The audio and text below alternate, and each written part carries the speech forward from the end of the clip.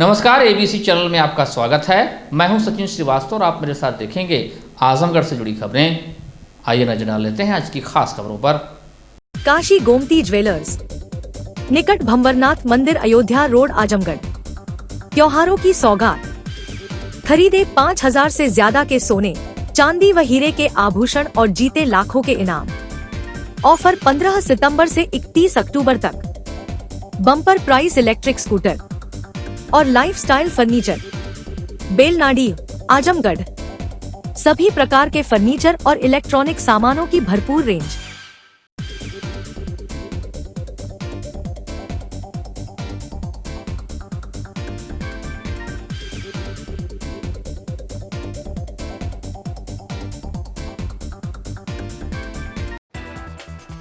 दुर्गा पूजा का महापर्व शुरू हो गया है और अधिकतर स्थानों पर 2 अक्टूबर को दशहरा मेला का आयोजन किया जाएगा।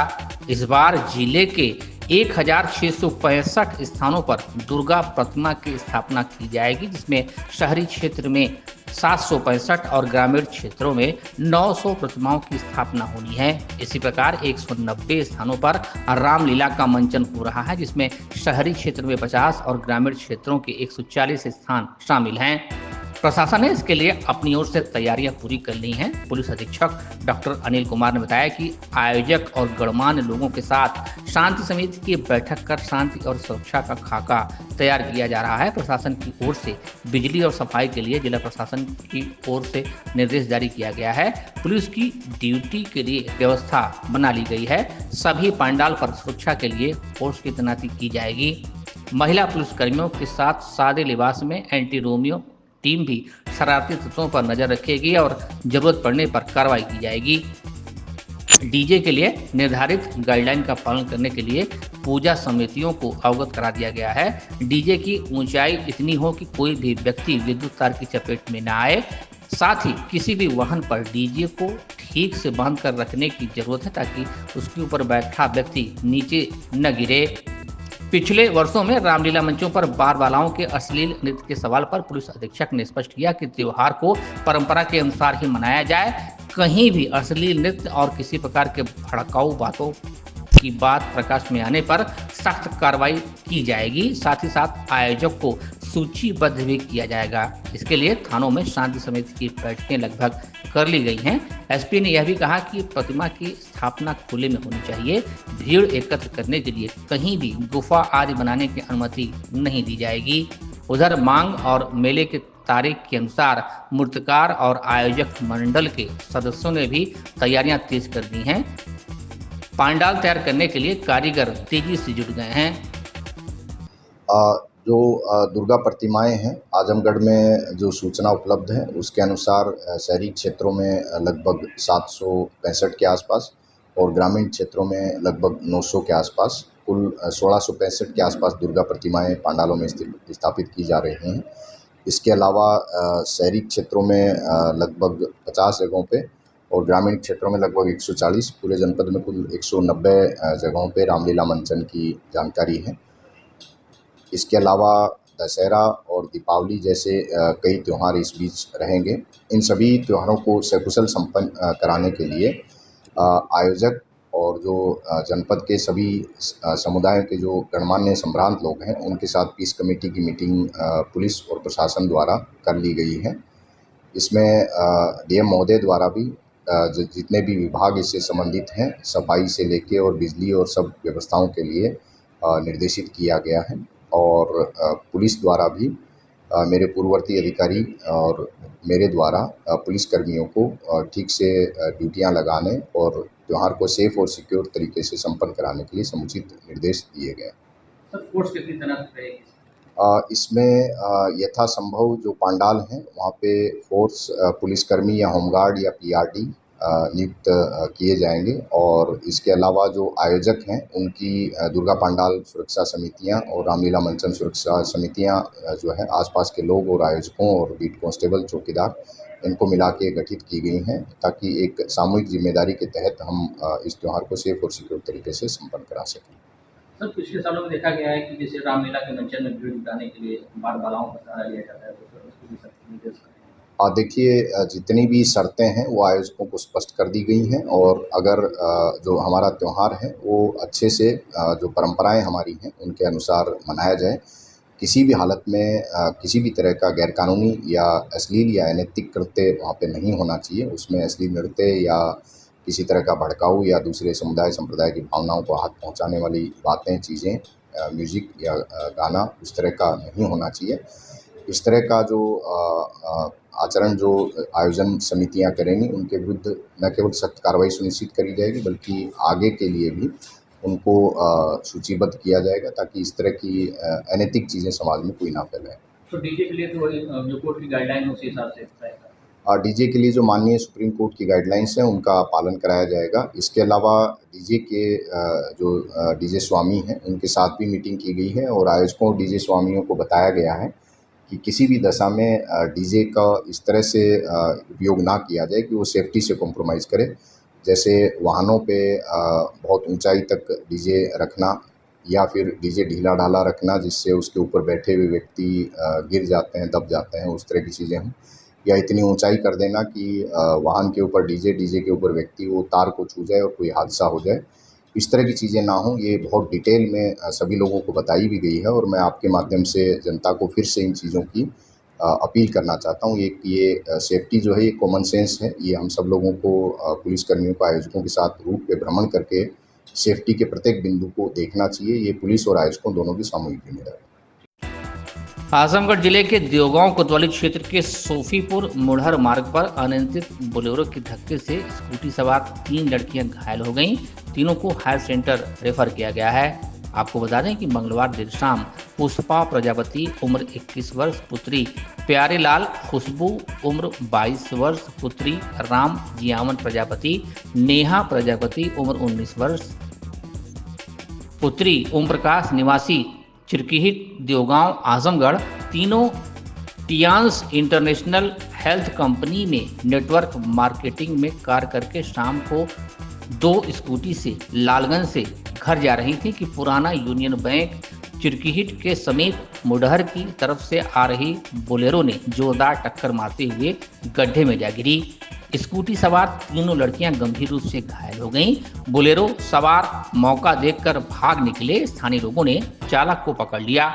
आनन फानन में तीनों घायलों को लालगंज चिकित्सालय लाया गया, जहां प्राथमिक उपचार के बाद गंभीर रूप से तीनों घायलों को डॉक्टर ने हायर सेंटर के लिए रेफर कर दिया।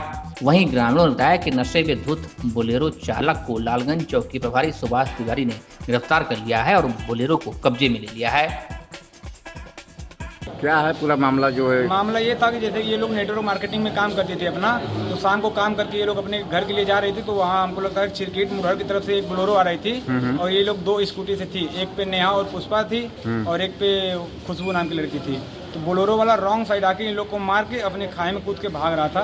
मतलब ग्रामीणों द्वारा पकड़ लिया गया है। मतलब बोलेरो लोग वगैरह सब कुछ अपने गिरफ्तार कर लिया गया है। कहाँ चोट लगी है इन लोगों को? चोट एक लोग का, नेहा का मतलब वो दाहिना पैर फ्रैक्चर हो चुका है, और वो उनका नाम पुष्पा जो है, उनके मुंह से ब्लड आ रहा है। तो किसी को रिफ़र किया गया है क्या? जी, रेफर करने के लिए यहाँ से बोल रहे हैं डॉक्टर साहब। कहाँ के लिए रिफ़र हुआ है? देखिए कहाँ के लिए भेजते हैं, वो तो बोल रहे हैं कि ट्रामा सेंटर के लिए रेफर कर रहे हैं हम। आजमगढ़ जनपद के हरैया ब्लॉक अंतर्गत रौनापार थाना क्षेत्र के हैदराबाद गांव में एक व्यक्ति के घर में घड़ियाल घुसने का वीडियो सामने आया है। यह वीडियो सोशल मीडिया पर जमकर वायरल हो रहा है। वीडियो में साफ देखा जा सकता है कि घड़ियाल को काफी मशक्कत से लोग पकड़ने का प्रयास कर रहे हैं। घड़ियाल को देखने के लिए मौके पर लोगों की भीड़ जुटी रही और कौतूहल का विषय बना रहा। जानकारी के अनुसार महुला गढ़वल बांध के दक्षिण तरफ स्थित हैदराबाद गांव निवासी सहेंद्र पुत्र गुल्लू के घर में मंगलवार रात 10 बजे एक घड़ियाल अचानक से घुस गया, जिससे परिवारजनों में हड़कंप की स्थिति हो गई। परिवार के सदस्य बड़े ही सावधानी पूर्वक किसी तरह घर से बाहर निकले। इसकी सूचना आसपास के ग्रामीणों को लगी तो मौके पर लोगों की भीड़ जमा हो गई। ग्रामीणों द्वारा इसकी सूचना वन विभाग की टीम को दी गई। सूचना पाकर मौके पर पहुंची वन विभाग की टीम ने कड़ी मशक्कत के बाद घड़ियाल को रेस्क्यू कर पकड़ लिया और अपने साथ ले गए। गनीमत की बात रही कि घड़ियाल से किसी को कोई हानि नहीं हुई। यह घड़ियाल कहां से आया, इसकी जानकारी कोई नहीं दे पा रहा है। लोगों द्वारा आशंका जताई जा रही है कि बाढ़ क्षेत्र होने के चलते हो सकता है यह घड़ियाल नदी क्षेत्र से आकर घर में घुस गया हो। दुर्गा पूजा उत्सव को लेकर विश्व हिंदू परिषद गोरक्षा विभाग का एक प्रतिनिधिमंडल बुधवार को जिलाधिकारी कार्यालय पहुंचा और 4 सूत्री मांग पत्र विजयदशमी सहित आगामी पर्वों पर मुकम्मल व्यवस्था करने के बाबत अपनी बात रखी। साथ ही साथ गरबा के आयोजन स्थलों पर पुलिस सतर्कता पर बल दिया। गोरक्षा विभाग के प्रांत संयोजक गौरव रघुवंशी ने बताया कि जिले में अनेकों स्थानों पर नवरात्रि के बीच में गरबा के आयोजन होना सुनिश्चित है। जिला प्रशासन द्वारा सभी आयोजकों को निर्देशित किया जाए कि कोई भी गैर संप्रदाय का युवक गरबा कार्यक्रम में ना आ सके। इसके लिए आईडी चेक करके ही प्रवेश दिया जाए, जिससे किसी प्रकार का वाद विवाद ना हो। और जनपद में कतिपय स्थानों पर पुलिस द्वारा मूर्ति समिति के कार्यकर्ताओं को बेवजह मुकदमे में फंसाने की धमकियां दी जा रही हैं, जो किसी भी दशा में स्वीकार्य नहीं है। उन्होंने कहा कि किसी भी पर्व पर सनातनियों का उत्पीड़न नहीं होना चाहिए, बल्कि पंडाल समितियों का प्रशासन परस्पर सहयोग करे। प्रांत संरक्षक अशोक अग्रवाल ने कहा कि मूर्ति पंडाल के आसपास मांस मीट की दुकान दशहरा तक कम से कम बंद कराई जाए और मेले में भारी भीड़ होती है। हर जगह सड़कों पर बेसहारा गोवंश घूम रहे हैं, जिससे सड़क दुर्घटना का खतरा बढ़ रहा है। साथ ही साथ पंडाल समितियों को प्रशासनिक सहयोग मिले ताकि दुर्गा उत्सव को सफल ढंग से आयोजित किया जा सके। उन्होंने कहा कि पर्वों के मद्देनजर साफ सफाई, विद्युत आपूर्ति से लगायत सुरक्षा व्यवस्था को उच्च कोटि का रखा जाए। दशहरा के पूर्व ही अभियान चलाकर निराश्रित गौवंशों को गौशालाओं में संरक्षित किया जाए। इस अवसर पर राघवेंद्र मिश्रा लड्डू, उत्कर्ष सिंह, राजन गुप्ता, अंकु गुप्ता, आशीष यादव, शशांक मिश्रा, मोहित बरनवाल, आकाश, पंकज समेत अन्य कार्यकर्ता मौजूद रहे। आगामी दुर्गा पूजा और दशहरा दीपावली का त्यौहार है, हिंदू समाज का बड़ा त्यौहार है और इस उपलक्ष्य में कुछ चीज़ें ध्यान में आई हैं, कार्यकर्ताओं के द्वारा संज्ञान में दिया गया, जिसको लेकर के हम लोग आज टीम सबको ज्ञापन दिए हैं और प्रशासन से 4 सूत्रीय हम लोगों ने मांगे रखी हैं। पहला तो जो गरबा के आयोजन हो रहे हैं अभी तमाम नवरात्रि में होंगे जगह जगह, तो इसमें मतलब जिहादियों के प्रवेश को प्रतिबंधित किया जाए। गरबा के आयोजकों को जिलाधिकारी कार्यालय से कम से कम निर्देशित कर दिया जाए कि आप आईडी कार्ड देख करके किसी को एंट्री दें, अन्यथा कल को कोई भी अपनी घटना घटेगी तो उसके लिए जिम्मेदार आप स्वयं होंगे। दूसरी चीज़ ये है कि प्रशासन द्वारा, पुलिस के लोगों द्वारा हर मूर्ति पंडाल के कार्यकर्ता को जैसे कि अपराधी समझा जाता है। जहानागंज हो, मुबारकपुर, खिरियागंज हो, जनपद के तमाम जगहों से सूचनाएँ आए कि बार बार FIR करने की धमकी दी जा रही है कार्यकर्ताओं को। तो अगर प्रशासन ने मान लिया कि सारे मूर्ति पंडाल के लोग अपराधी हैं तो कोई बात ही नहीं है, फिर तो मुख्यमंत्री जी को संज्ञान में लेना चाहिए। जो कार्यकर्ता अपना समय लगा करके, अपना धन लगा करके अपना समय पूरा देता है, 9 दिन समर्पण करता है, अपनी भक्ति करता है, ऐसे व्यक्तियों को, ऐसे कार्यकर्ताओं को आप लोग मुकदमे की धमकी बार बार क्यों दे रहे हो? जहानागंज में कल बात आई, वहाँ एक वीरेंद्र यादव हैं, सपा के मानसिकता के व्यक्ति हैं, वो बार बार कार्यकर्ताओं को परेशान करते हैं कि हम मुकदमा कर देंगे तुम लोगों पे, क्यों मूर्ति छोटी है, क्यों मूर्ति बड़ी है, क्यों तुमने ये किया, क्यों तुमने वो किया। भाई हिंदुओं को त्यौहार मनाने दिया जाए। अभी मुहर्रम बीता, कोई न डीजे पर प्रतिबंध रहा, न कोई इतना बताने गया, लेकिन हिंदुओं को हर कदम पे बताया जा रहा है और हर कदम पर मुकदमे की धमकी दी जा रही है। मुबारकपुर यस्सो भी इसी प्रकार की बात करते नजर आए। तो इन चीज़ों पर भी रोक लगानी आवश्यक है। हमारे जो भी मूर्ति पंडाल के भाई लोग हैं वह आदरणीय हैं, वो उनका सम्मान होना चाहिए और कोई भी उन पर अगर मुकदमा करेगा तो फिर हम लोग चुप नहीं बैठेंगे। यह भी हमने प्रशासन से कहा है। तीसरी मांग हमारी यह है कि जो भी मीट मछली की दुकानें हैं मूर्ति पंडाल के आसपास, चूँकि लोग पूजा आराधना करने आ रहे हैं, तो हमारे मूर्ति पंडाल के आसपास अगर कहीं मीट मछली मुर्गे की दुकान अगर है उसको अभी अस्थायी रूप से बंद कराया जाए ताकि लोगों की भावनाएं आहत न हो। चौथी मांग ये है कि दशहरे का मेला है, भीड़ रहेगी शहरों में, तमाम लोग गाड़ियों से आएंगे और ऐसे में गौवंश छुपता घूम रहे हैं, बेसहारा जो गौवंश हैं सड़कों पर, और उनके कारण आए दिन दुर्घटनाएं भी होती हैं, गौवंश भी जख्मी होता है और हम लोगों की व्यक्तियों की भी हानि होती है। तो इससे बचने के लिए एक बार प्रशासन को अभियान चलाना चाहिए जिला स्तर पर, और जहाँ भी ऐसे हमारे जहाँ मेला लगने वाले स्थल हैं वहाँ पर गौवंशों को गौशालाओं में संरक्षित किया जाए। ये हर 4 सूत्री मांग हम लोगों ने डीएम साहब से रखा है और इस पर कार्रवाई करना चाहिए, प्रशासन से हमारी ये मांग है। आजमगढ़ जिले के दौरे पर पहुंचे प्रदेश सरकार के श्रम एवं सेवायोजन मंत्री अनिल राजभर ने सरकार द्वारा जीएसटी की दरें कम करने को लेकर चर्चा की। आजमगढ़ के भाजपा कार्यालय में आयोजित इस कार्यक्रम के माध्यम से सरकार के इस फैसले की सराहना की गई। जीएसटी पर सरकार द्वारा लिए गए निर्णय के सवाल पर प्रदेश सरकार के मंत्री अनिल राजभर का कहना है कि समय और परिस्थिति के आधार पर सरकार फैसला लेती है। सरकार के मंत्री का कहना है कि जिस प्रकार की चुनौतियां अमेरिका ने पैदा किया है, ऐसे में भारत को निर्णय लेना पड़ा। मंत्री अनिल राजभर का कहना है कि सवाल इस बात का है कि जीएसटी में जो भी रिफॉर्म हुआ है उसका असर पूरे देश पर पड़ने जा रहा है। सरकार के मंत्री अनिल राजभर ने आजम खान की जमानत से जुड़े सवाल पर कहा कि कल मैं समाजवादी पार्टी के राष्ट्रीय अध्यक्ष अखिलेश यादव का बयान देख रहा था जिसमें वह सरकार पर सवाल उठा रहे थे। ऐसे में मैं अखिलेश यादव से सवाल पूछना चाहता हूं कि यदि हमारी पार्टी ने आजम खान के साथ ज्यादती की है और बिना तथ्य के आधार पर कार्रवाई की है तो आज न्यायालय जमानत न देता। फिर भी यदि सपा को लगता है कि हम गलत हैं तो समाजवादी पार्टी को इस पर भी बात करनी चाहिए थी, पर समाजवादी पार्टी के मन में आजम खान के प्रति कोई हमदर्दी नहीं है। जिले के प्रभारी मंत्री अनिल राजभर का कहना है कि आजम खान ने रामपुर की जमीन पर जिस तरह से सारे सिस्टम के ऊपर जाकर जमकर भ्रष्टाचार किया है उसे सब जानते हैं। आज योगी जी की सरकार ने जब कड़ी कार्रवाई करते हुए यह साबित कर दिया कि कानून से ऊपर कोई नहीं हो सकता। मंत्री अनिल राजभर का कहना है कि अभी तो जमानत मिली है, आगे मुकदमा भी चलेगा। सरकार ने जो तथ्य और सबूत दिया है उस आधार पर सजा भी मिलना तय है। आजमगढ़ के एयरपोर्ट बंद होने के सवाल पर सरकार के मंत्री का कहना है कि लगातार अंतर्राष्ट्रीय फ्लाइट की डिमांड आ रही है, उस पर एक्सरसाइज किया जा रहा है। उन्होंने कहा कि पुरानी जेल को लेकर भी जिला प्रशासन की तरफ से प्रस्ताव गए हैं, जल्द ही उस पर भी फैसला होगा। इस अवसर पर भाजपा के जिला अध्यक्ष आजमगढ़ ध्रुव कुमार सिंह, लालगंज अध्यक्ष विनोद राजभर, लक्ष्मण मौर्य, प्रेम प्रकाश राय, सूरज प्रकाश श्रीवास्तव, प्रवीण सिंह सहित बड़ी संख्या में भाजपा के कार्यकर्ता और पदाधिकारी मौजूद रहे। भी और आप सबके सम्मानित दर्शकों को भी और आप सबके चैनल के माध्यम से प्रदेश की 25 करोड़ सम्मानित जनता को भी बधाई देना चाहता हूं कि आज़ादी से लेकर अब तक पहली बार ऐसा हुआ है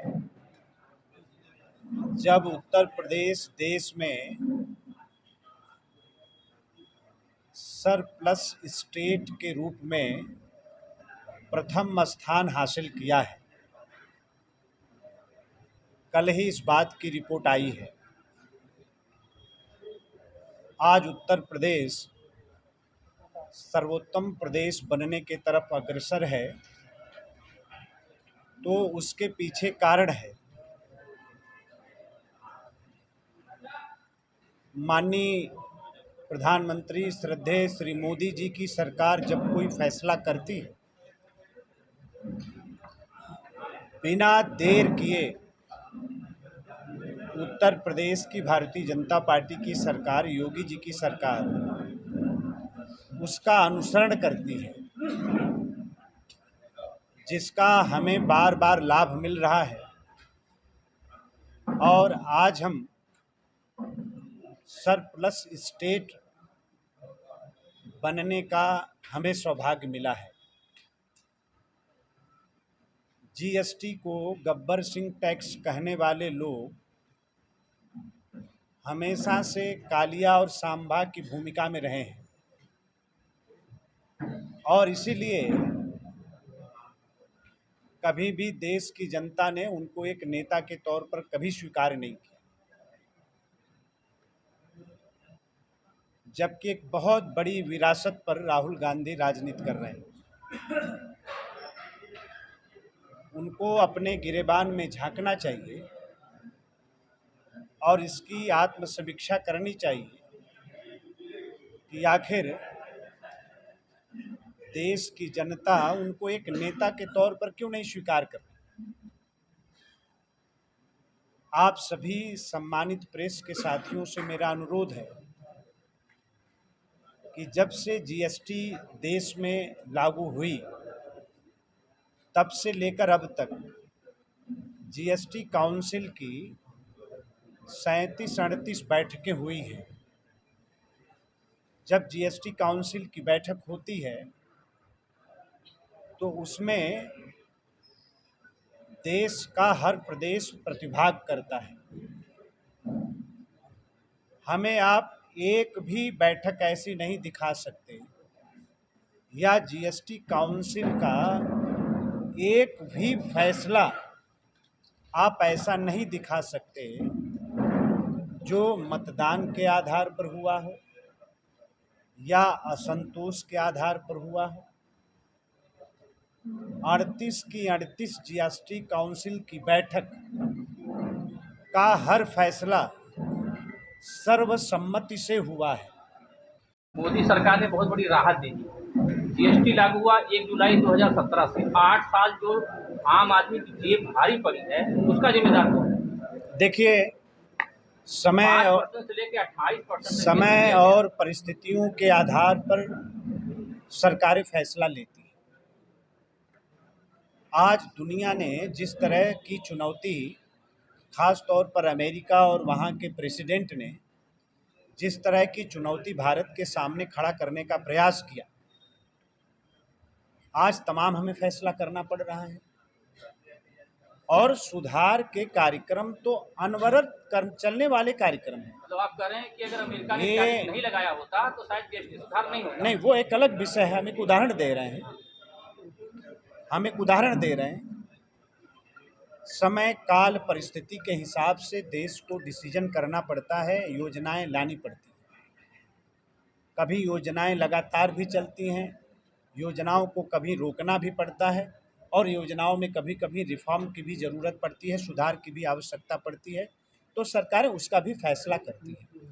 सवाल इस बात का है कि श्रद्धेय मोदी जी की सरकार ने जो फैसला किया है, जीएसटी में जो रिफॉर्म किया है, जिसका व्यापक असर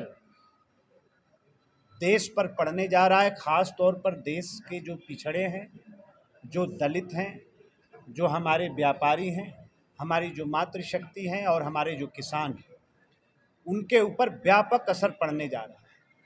अगर हमारी सरकार के फैसले में कोई खामी होगी या जनहित उसमें नहीं होगा तो मिला, हमारी सफलता का दौर ऐसे ही चलता रहा तो सरकार के और श्री मोदी जी के फैसले के साथ जनता खड़ी है, ये बात प्रमाणित हो जाएगी।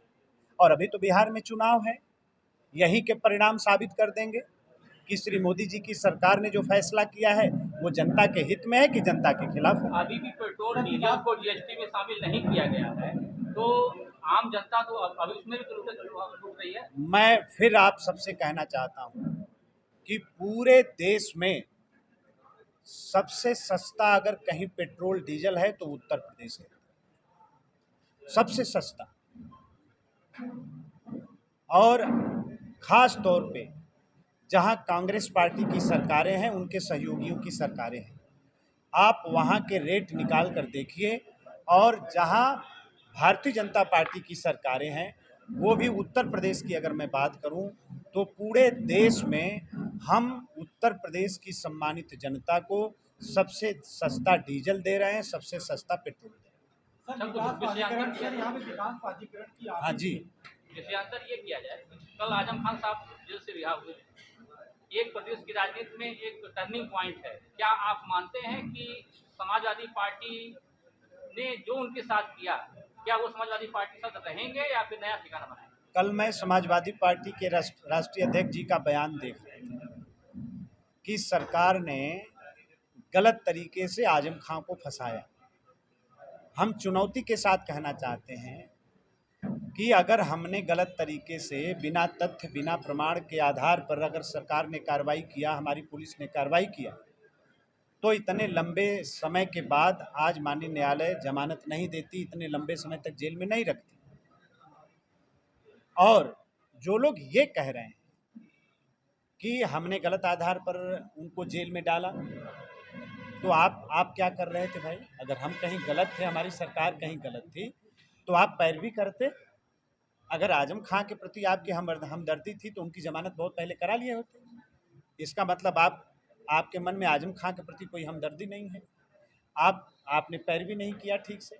वो तो आपके पार्टी के मंत्री रहे हैं, वरिष्ठ नेता रहे हैं, आपके कार्यकर्ता हैं, तो आपको पैरवी करने से किसने रोका था?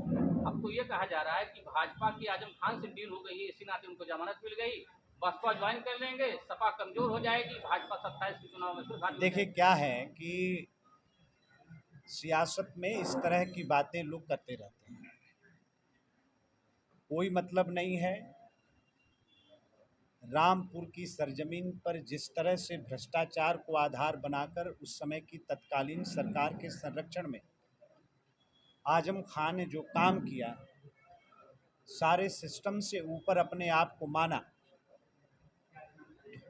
उत्तर प्रदेश की सरकार ने, योगी जी की सरकार ने कड़ी कार्रवाई करते हुए ये साबित कर दिया कि कानून से ऊपर कोई व्यक्ति नहीं हो सकता है। और अभी तो जमानत मिली है, आगे मुकदमा चलेगा। जब माननीय न्यायालय का फैसला आएगा तो आप देखिएगा, सरकार ने जो आरोप लगाया है, जो तथ्य और प्रमाण दिया है माननीय न्यायालय को, उसके आधार पर उनको सजा मिलना तय है।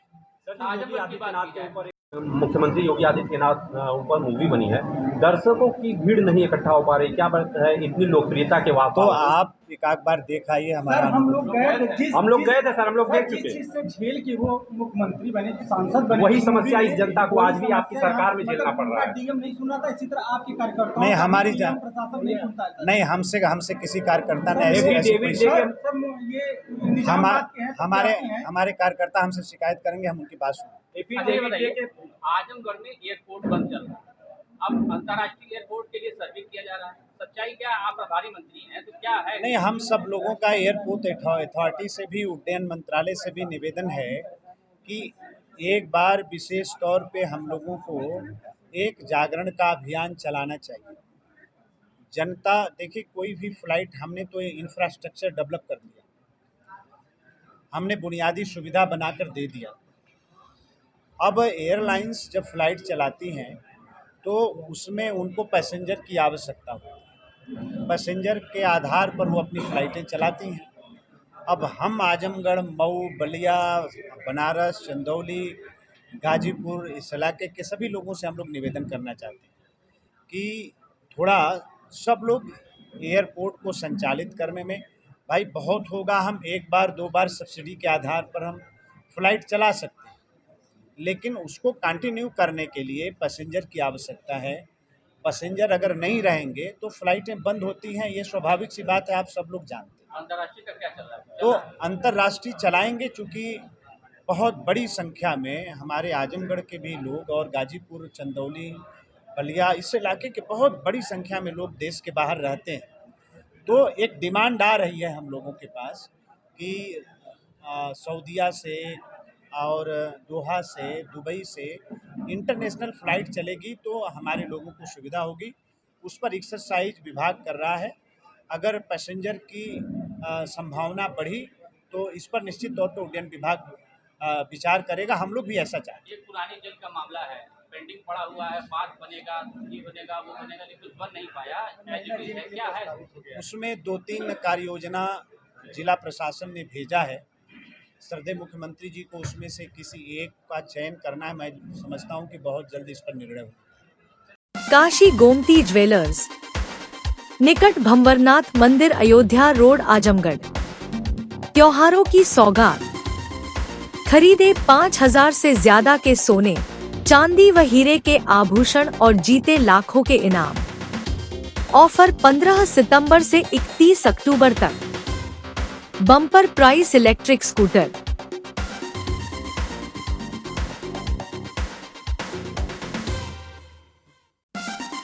गोल्ड, डायमंड और सिल्वर की ज्वेलरी का विशाल संग्रह, शुद्धता की 100% गारंटी। अपने खूबसूरत लम्हों को बनाएं और यादगार पहुंचे काशी गोमती ज्वेलर्स, निकट भंवरनाथ मंदिर, Ayodhya road, Azamgarh. Lifestyle furniture, Belnadi, Azamgarh. सभी प्रकार के फर्नीचर एवं इलेक्ट्रॉनिक सामानों की भरपूर रेंज उपलब्ध। हमारे यहाँ EMI की सुविधा 0% ब्याज पर उपलब्ध। इलेक्ट्रॉनिक सामानों में LED TV, refrigerator, washing machine, air conditioner, air cooler, deep freezer, water cooler, mixer juicer, iron, fan, induction, battery, inverter, electric geyser, gas geyser, आटा चक्की इत्यादि। फर्नीचर के सामानों में बेड, गद्दा, सिंगारदान, अलमीरा, sofa, table, chair, rack, stool, संदीली, सीढ़ी, डाइनिंग टेबल, झूला आदि। शादी विवाह की हो तैयारी या ऑफिस और घर के लिए सामानों की करनी हो खरीदारी, पहुंचिए लाइफस्टाइल फर्नीचर, बेलनाडी, आजमगढ़।